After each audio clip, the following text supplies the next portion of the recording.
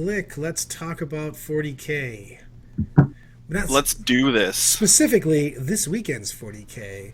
The Snakes Yes. Master and I were in a lockdown drag out tournament at the Toledo Game Room run by the Death or Glory production company, gaming group. I don't know what they are. Ninja Squad? I don't know. LLC. They are an LLC. League of Competitive, Extraordinary Gentlemen? yeah, competitive wargaming group is what they say online. Ah, they Yeah, are. I think they're also trying to take over the world. yeah. Um, to start, we kind of heard your ramblings about your list, Brad. So, Snigs, what list did you bring? I brought my White Scars list. Due to some changes that were brought about by the Codex, I had to kill about half of the characters in my list, which Mm, left some open points.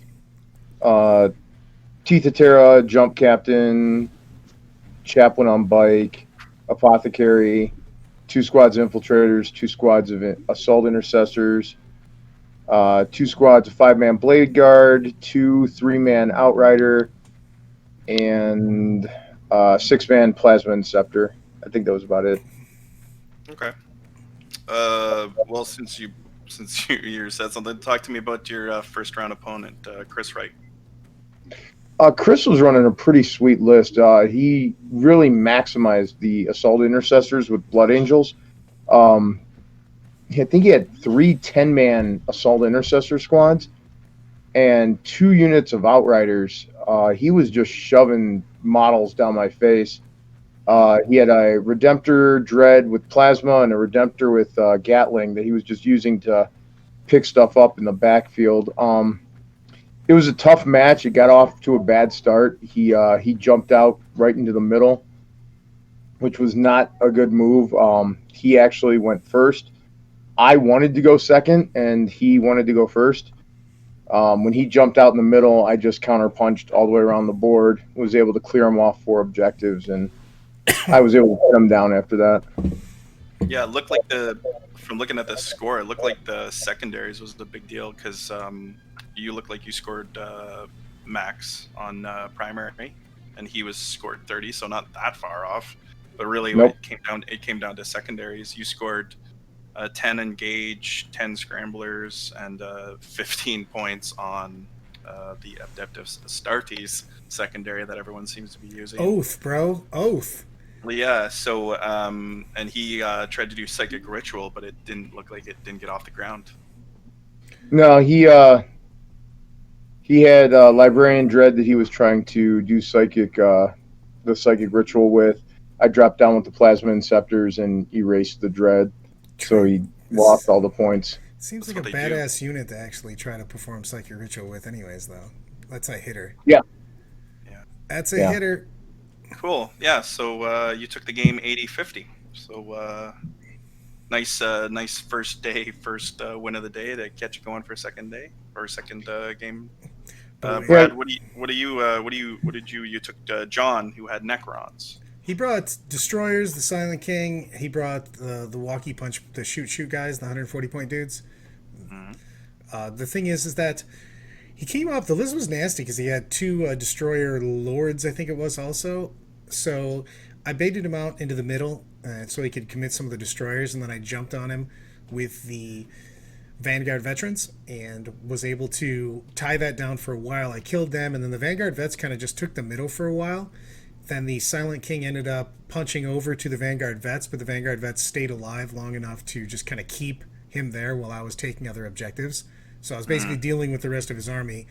And the Silent King made semi short work of him. They took long enough, basically. So I was there for his charge phase, my fight phase, and then I was like, oh yeah, he's a vehicle. He can shoot into combat, and he's got all assault weapons, which means he doesn't even suffer a penalty. So he made pretty quick short work of them. I was like, I should be here for another fight phase. And then he went, no, you're not Yeah, going to be, and killed the shit out of me. But by then yeah, I had killed the rest of the army. He also went first, which I wanted him. Or, sorry, I actually went first in you that went game. first, yeah. And then I jumped up. I killed one of the walkers, the big War of the World guys, the Doomstalkers, and then he brought them up and tried. He got a little. He basically got too greedy in two shooting phases in a row, he tried to kill a full unit, basically a unit of eradicators and a unit of bikes, and he ended up killing them down to 1 wound on one eradicator and 1 wound on a bike. And then I was able to just heal them up with and replace models with the chief apothecary in that game, who was literally MVP, like crazily so. And then I took it. And the only problem I have, and I've been saying this for a while with the Silent King, I think the Silent King's super, super cool. But for 450, that dude needs quantum shielding. He's a boss. He's the toughest dude in the game. When he lives, he's fine. But the problem is that salamanders, sisters, and shit like that all exist. I mean, guard can put a beating on that. The problem is that he's just got a 4-up invul. You know what I mean? And you're wounding him on all that shit on, everybody normal. The salamanders are wounding you on 2s. You can just use miracle dice on that.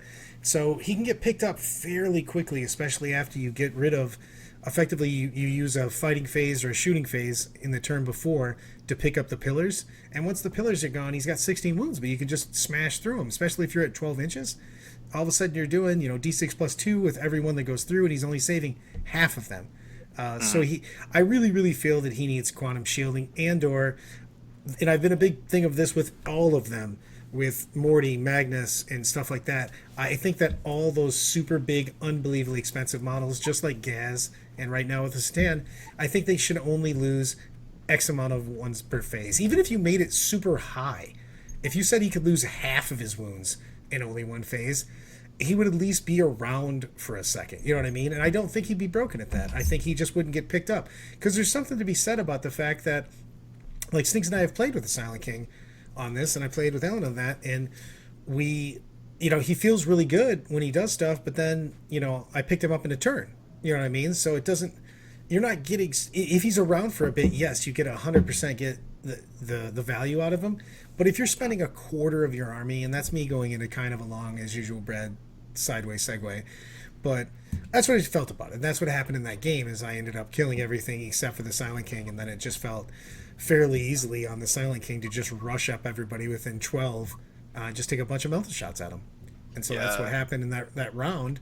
And to tell you the truth, if he had quantum shielding on that, it's a lot different. You know what I mean? It's not so easy for me to get lucky, basically, because I'm wounding on 2s, so he has to make every save, basically, to not have me pick that guy up. Yeah, I mean, the score, so I mean, you capped primary, but he looked like he was struggling on primary, so I'm imagining you taking the middle of the board and just like... I rushed out. He came in on one flank, and then he ended up coming to the middle, and then I just scattered. I went everywhere else. Like, he had a lot of stuff in the middle, and then I kind of scattered, and then I just kind of picked at it with Inceptors and Eradicators and the multi-mounted bikes. And then I was always on more objectives than him. And he got bogged down with that Vanguard Vet unit for a little bit too long, like I said. So there was a scrum of too many points happening in the middle for a while, and I was able to leverage most of my points on his points. And so he basically was capped up with a lot of points in the middle, and I had only a 280 point unit there. You know what I mean? So that's the 10 Vanguard Vets with Storm Shields. So I was able to survive for basically a turn with halfway decent 4-up invuln saves, and I just made it, I just basically made it so that I was fighting with more points against the points that he had not involved in that. So that took him basically a turn and a half to kill. So I was able to do that with that. I don't even know what you played second round, Snigs. Orcs. Oh yeah. It's when we wanted to flip our matches hardcore. Yep. Yeah. So 1 second.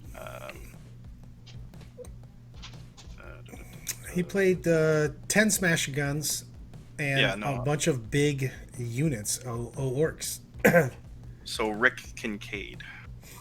Yep. It was... I think it was 4 30-man orc squads, 2 5-man commando squads, a couple of war bosses, whatever the orc psyker is. Weird boy. Weird boy, yeah. It was 9 or 10 smash guns. The smash guns were the worst part of his army. But because of the terrain on the board, the board was very obscuring. It was one of the things I didn't like about the DOG terrain. They centralized the obscuring instead of varying it from table to table. So I was able to get up into the middle of the board and hide from the smasher guns. The only time you got to fire the smasher guns at something relevant was when I extended a little too far to try to kill a unit. But basically, I kept the fight between the two giant obscuring things in the middle. I managed to kill. I maxed thin their ranks, killing all 4 squads of 30 boys. One of them down to 2, which he then green tided, and I killed that one all the way out as well. So it was a massacre. The Blade Guard did so much work, as did the Plasma Inceptors. But the game was, we should have switched that one, because you would have had a blast with that one. I would have destroyed the Chaos guy. Flame on! I ended up playing a Chaos. There was a Chaos list which was unbelievably aggressive. He brought 2 Disco Lords, 2 Defilers, a Demon Prince, and a giant 20-man Rubric Marine squad that he had as Cult of Duplicity. And then he had a unit of Rubric Terminators. And he started the Rubric Marines. It was a 5-objective mission, and he plopped them down flat in the middle of the board. So I was just like, well, that's OBSEC, and that's difficult to deal with. And he moved up super aggressive, went first, moved up super strong onto it, had everything there, and I was able to jump in, pump up. Like the chaplain buffs are so good, man. So I drove up the Chappie, drove him up with hate and +1 to wound on the lightning claws, and started mowing into those Rubric Marines after shooting him up with the plasma, and did a ton of damage. I actually was down after the first round because he was able to get 3 banners and 3 objectives. So he took 15 on turn 2, 3 banners. But I had baited him up. We were on this is huge, like literally huge pieces of terrain. Like I don't even know how to describe them, like multi-level hills that were 9 inches tall. And he flew up Prince and kind of baited him into killing a unit that was just chilling out there. So he kind of went after that, took the bait on that, and I was able to open myself a hole for second turn to bring in some guys on his side. And then I was able to, everything came close. He came in, mowed out all the Vanguard vets, got into a scrum with the chaplain after it, but I brought in all of the Eradicators and both Eradicators, the multi-mounted bikes, and the plasma all shot up. Excuse me. The Disco Lords, one of the Disco Lords. Both Defilers, and then I charged the Disco Lord with the Chaplain, and I was able to pick up the Disco Lord with the Chaplain. The other Disco Lord picked up a bunch of my shit in my backfield, and then I was able to kind of, after that, just clean up. So it was rough. If he would have played a little bit more aggressive, I think he went to overkill basically the Vanguard vets in the middle, and it basically wasted a little bit of his movement. Because once he got way in, what I was worried about, which I thought he was going to do, is I thought he was just going to go maximum, because he was playing Corsairs so he could do advance and charge on him. So he literally got in on his turn 3 back, almost to the back of my board edge basically, and picked up some melta bikes, and then consolidated into Eradicators. But if he would have done that with everything, that would have been much, much harder. Because if any, they've got Cursed Earth, so he's got a 4-up invuln. So he had any high rolls at all on me, it would have been a dumpster fire for me. But I was able to get literally just enough to kill every one of those vehicles on the turn 2 for the Defilers, and on the Disco Lord. The Chaplain got 3 through, so he did 4-4, 3-4 damage. So he was able to pick one up. And then because of the fact that he had so little left after that, I was able to secure the board on that. Yeah, actually was pretty close score-wise as well. So, well, as I said, he got off to a big start, and I never really got into his backfield, because once I got into once I was able to max my primary and get maximum of what I was going to get on secondary, I didn't bother to push any harder on that, because I didn't want to risk anything and risk any score. It really came down to secondary.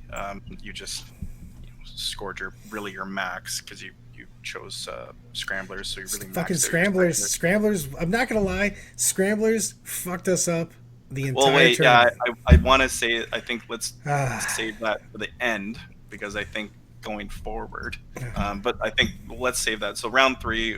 Which losers did you guys go I against? played some bum. He tried to cheat the whole game. It was I'm pretty sure he got red carded, and got kicked out of the tournament. So cool. I'm pretty sure the guy I played had Alzheimer's, and they shipped him back to the old folks' home. That happened after. That was actually the next day. So if you're not getting this, Sniggs and Brad played each other on round three. Yeah, we were super happy about it too. By the way, I was way less unhappy as he was. He literally sits down at the table and just looks like he just bit into an ass flavored lemon and just goes, "Should we just go to the house and play this?" And then the best part is we let's go into what happened. First off, Pajama Pants Alan shows up under a fake name, literally a fake name, Steven Glansberg from Super bad. Superbad, and shows up out of nowhere, tells me at the beginning of the round, after round one, because he got a 90 against a night player, and he goes, "You're never going to catch me. We're not going to play, and I'm winning this tournament, and I'm taking it away from you." That's a bold move, Cotton. So he 90s all three people. The best is he plays Bill Kim last round. And Bill keeps asking me what I should do, because I know he's playing seven, but the better part, the cherry on top, he's playing seven war monkey dick copters, whatever the hell they are. They're 90 points.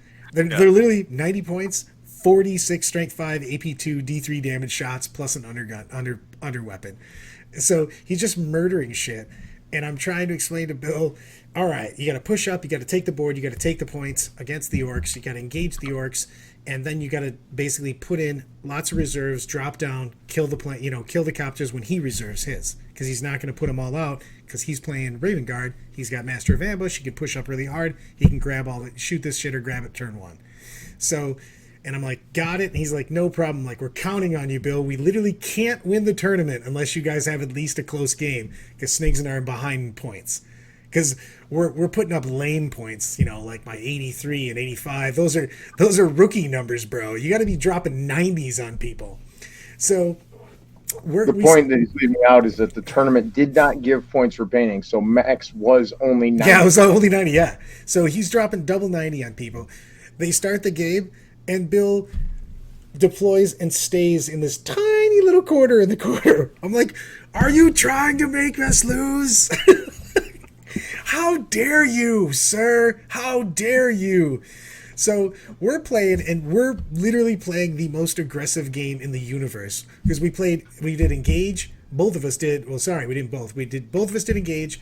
Both of us did oath, and then both of us did, or he chose scramblers and I chose banners.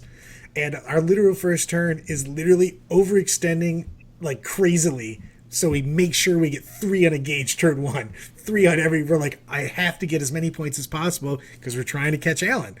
So we're pushing up. We're literally doing oath by just taking turns Rochambeauing a unit in the middle. So we start off with like 3-ish something in the first turn or two, and then we just got 4 every turn after. Like if somebody picks up a character, then we don't fall back and take the middle. But we're literally taking the middle by like trading every turn. Like someone just goes, "Douche!" and kills something, and somebody else walks in and goes, "I heard you got to be within 6 of the middle."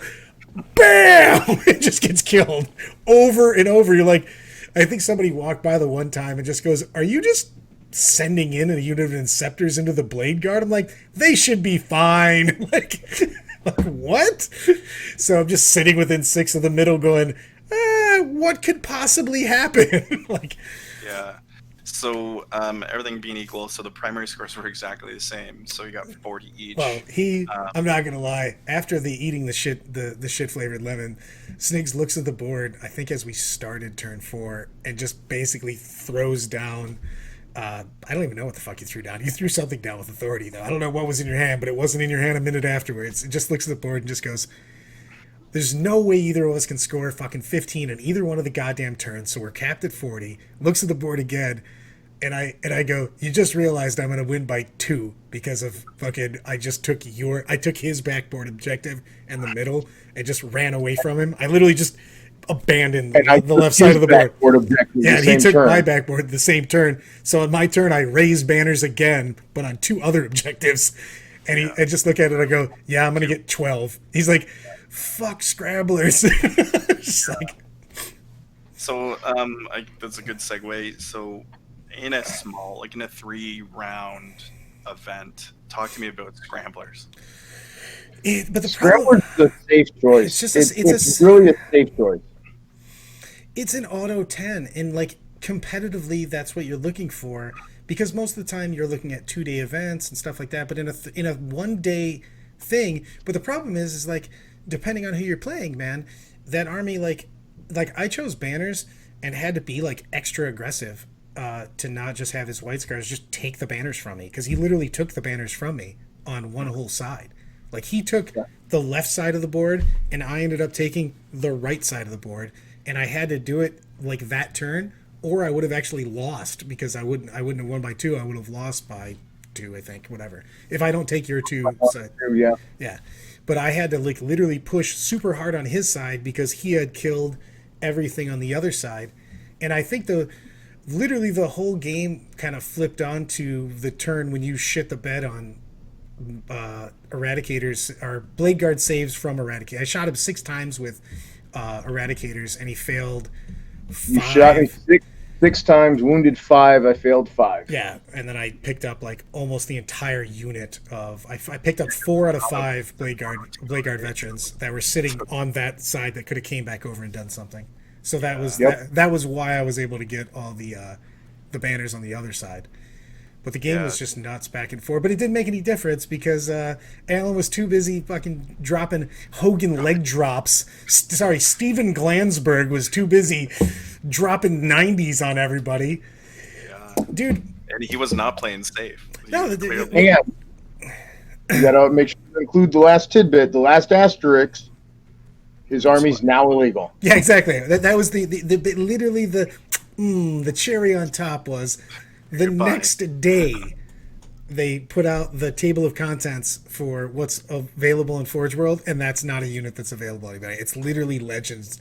I mean, officially Friday will be Legends, but it's Legends right now because you can see it in the table of contents that it's no longer there. You know what? I think he's okay. I think he's gonna. Oh, put he his thinks it's better. medal up. He's actually so much happier. He was the one that found it before I did. He saw the table of contents and immediately sent it to him and goes, all my messenger says is using a fake name to show up at a tournament out of nowhere to beat Brad. It goes, excellent. Beating Brad with an army that's immediately Legends the next day, priceless. I'm just like, fuck you. But I mean, I think the lesson is like, don't be safe on a 3-day. Like, is that? Yes and no, because then you possibly have a loss on that, man. In all seriousness, if Alan, to give Alan mad props, nobody goes all in more than Alan. He's the dude that basically before the flop decides, he's basically all in on his bet. That's what he was doing every game, going for maximum points. But the thing is like Snigs, Alan had points, then my points, and then you were in battle points. You were 3rd, correct? Gentleman Gaming was 1, 2, 3, 5, and 7 for battle points in that event. Alan was 1st. You were 2nd. I was 3rd. And there was Kramer a huge gap between the rest of us, though. CK was 7th. Yeah, I mean, if you don't have Alan going just buck wild, though, you were 5 points. What were you behind me? 7, I believe. 7 points, okay. 245 to 250. So he's 5 points behind you. Yeah, you were super. Yeah, and then everybody else with that, there was a large gap going. You know what I mean? So playing it strong but safe would have normally won if you don't have somebody Leroy Jenkinsing every single game. In a 2-day event, I think you're right. Like, it's the safe bet. It's the easy points. You take it every time. But in an event where someone's going to go literally balls to the wall from the first game to the 3rd. What? Well, Yeah, I agree. The second problem with that is Alan got super lucky that he did not catch a single player that knew how to deal with his list. His list was not that overly hard to deal with. It was just most people think they have to go first to win. You had to go second to win against his list. That is true in that. You do have to go second against garbage. them. And He especially Bill. He went Knights first round, right? Yeah. Yeah. He picked the Knights up in like a second too. So he goes from Knights to White Scars. White Skies. And Tom did snatch defeat from the jaws of victory. Yes, he did. Tom was playing White Skies. He was playing huge, I think 3-5-man or 3-6-man Blade Guard vets, and it was one of the objectives where you took. He had 3 across the middle, then 1 and 1, I think it was, and he went first and just ran up to the middle and had all the objectives. So he had 4 to 1 starting the game. And then just stayed there. Yeah, and then for whatever reason, he just charged him. He just moved off all the objectives basically, and just went in to go get his army. And after the game, Alan and I we were just sitting there, and he's just like, and I said, "Man, I was really worried that you were going to lose that game, Alan." And he's like, "I thought I was done." You know what I mean? And he's talking. He's like, "Oh, I really thought you eventually were going to shoot me off." He's like, "It doesn't matter. You would have just taken 15-15. Who cares? You could have taken a 5-5-5 at that point in time and maxed out." Primary. So then you take your he would have just got his engage and he just max oath right there because you're sitting in the middle and it's just taking your 2, not failing your morale, and he's definitely going to kill at least 1 vehicle a turn kind of thing. So he would have got 15 for oath, and we were talking about the game. But obviously, if you haven't played that kind of thing, it's hard if you haven't played against that. And Alan wrecked it out. You know what I mean? You got to give mad props to him. He literally put up 3 freaking 90s. You know what I mean? It's fucking nuts. The big thing about Alan's games, though, is that no one knew how to play against that list. If someone knew what they were doing or knew how to play against it, like Tom had a good chance to beat him. Bill could have beat him because Alan took the mission secondary on that one. And if you remember, that's that one that we played down here. Yes. Alan did get cocky on that. He specifically said, "I'm taking the mission secondary because I'm just going to make it happen," kind of thing. So that was hardcore on that.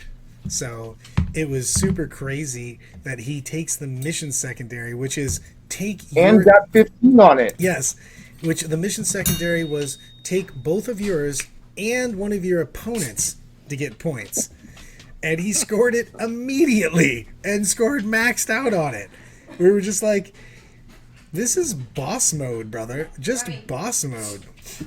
Yeah, no, he went balls to the wall every time. I love it. Oh, he went all. He's the madman on that. He's done that at multiple. He's done that at a lot of big tournaments. That's just his style of play, where he just goes in for all of it.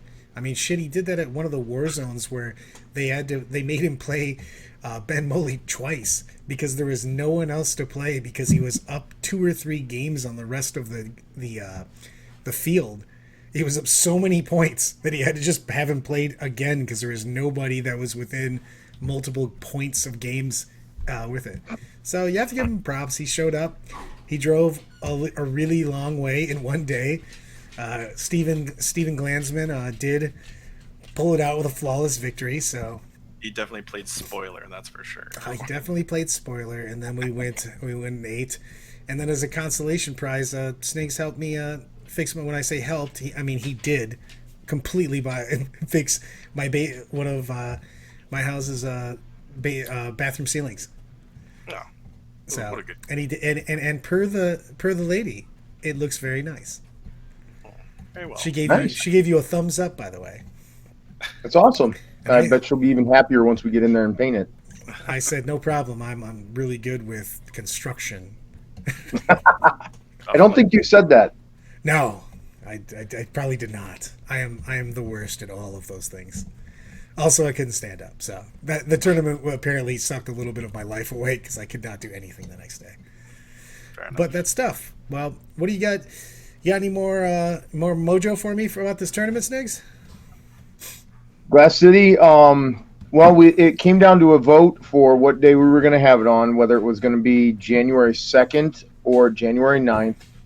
I was hoping that the second would win out. It did not. So it'll be January 9th and 10th. We have a 50-person cap that is due to COVID. We will be running temperature checks and masks required. unless, of course, magically there's a vaccine before then. And the temperatures then will we'll all have be to- taken with rectal thermometers, so be prepared. No, Brad's doing it by pinky touch. I can just see if you guys have. You're like, when you go up to get somebody's temperature, they're like, that guy over there weirdly did it already. You're like, that's not a real thing. So we're looking at 50 people. Basically standard tournament, 2,000 points. We're gonna run the mission straight out of the book. We're only gonna change a couple minor things this year. The first thing that we're looking at changing is I want to go to a differential system. I'm looking at the ETC differential. Oh, I don't like the hard, giant. What's that? It is big. I don't like the giant gaps between scores. Well, So I kind of like they go by fives. Yeah, and that's what I'm saying. So, But I and do like also differential. we're gonna include the something else that's been talked about, that if you're within 5, it's a tie. That'll be part of the differential. And then the big announcement this year, the one that has not been made official yet, I'm still waiting for final approval. I'm hoping to have that by Friday. That's why there's a Facebook Live notification for Friday for the Glass City Facebook page. We're looking at doing an invitational this year. We're looking to do a 16-man invitational on Friday. Probably big entry and big prizes. So hopefully draw some more people to the event. Big money, big prizes. Oh, I love it. Adding money to playing Plastic Soldiers is always a way to bring people out for sure. Hey, it's always good times. Well, let's rock into a roll, gentlemen. We've actually extended what we were going to talk about for a hot minute. We bring it in. We never shut up. I love it. So, Well, I think there were some good questions asked, so yeah. hells yeah. So Yeah. we've got a bunch going on. I'm going to drag. He doesn't know it yet, but he's definitely going to a tournament next month in Cleveland, and then we've got I'm going to a Pennsylvania tournament in December, the pre-Christmas Santa Claus Death Bash, or I'm pretty sure I'm making that entire name up, but it is happening in December in Pennsylvania. What day is the one in December? 13th weekend, the weekend of the 13th, I think it is. Lucky number. Sure, it's not the 18th. I don't know. It's one If of it's those. the weekend of the 18th, I can go. It might be that. We'll look at that. But in December, I can narrow it down to not Christmas and not the first weekend. How about that? So I mean, Well, it's either it's one. the It's, 13th. it's one of those weekends. So, Then- but we'll be both at are those are two 2-day events where we're going to be in. So we haven't got to run a 2-day event. The good thing is in literally all that we've picked up, we've had a couple pickups, obviously outdoor invitational type tournaments. And then both our RTTs have been minimum 34 people in Toledo. It was really nice. A lot of people, a lot of mojo going on. So really happy. I hope that like we keep this kind of mojo going on when we break out of COVID and start having literally 50-man RTTs, because we had that a hot minute ago back in the day when Snigs was running a lot of the tournaments. We were getting a huge turnout for a long time. So I think, yeah, people are just eager to roll dice, man. I think it's gonna happen. I feel you on that. I personally hope that it doesn't stay the same, because I'm sick of Brad beating me by under 3 points in every freaking tournament. I've been destroying you, dude. Just crushing you. So I the mean, Padawan it hasn't even been close. I mean, I beat him by 1 point the last tournament. I beat him by 5 points, and I personally destroyed him by 2 points in the head-to-head game. I mean, that's crushed. I mean, it wasn't even close. I mean, it was never in 100 doubt. points per round. And under 1% of the total points every time. Feel that that's totally fine. So next event, when he beats you by 2 points, Brad, we're gonna have to bring him back on. Dude, look, if you're not going to just admit these are all crushing defeats by Next one. event, I'm bringing something like crazy. I'm just going to go 15s all the way, 90s is straight down the board. Yeah, like seriously, if no joke, Snigs, if you changed your secondaries you probably would have played Allen. I understand. I do, and I get it, and I regret the decision, but I was playing and we regret it every day. I was playing safe to stay in that winner's path, which apparently was the wrong decision. I guess it was the wrong. When you drop 90s every game, Win first is what we always say. All right, fellas. Everybody, let's make gang signs for G's. I don't know how we make those, so thanks to everybody doing the GG. I don't know how to do I it. don't know what to do. Later, everybody. So if you want to keep the OMB out of this destroyed wasteland right behind me, go down to my Patreon, patreon.com/Brad Chester. Throw $1, $2, anything you want. Helps me doing some content and staying out of the nuclear blast.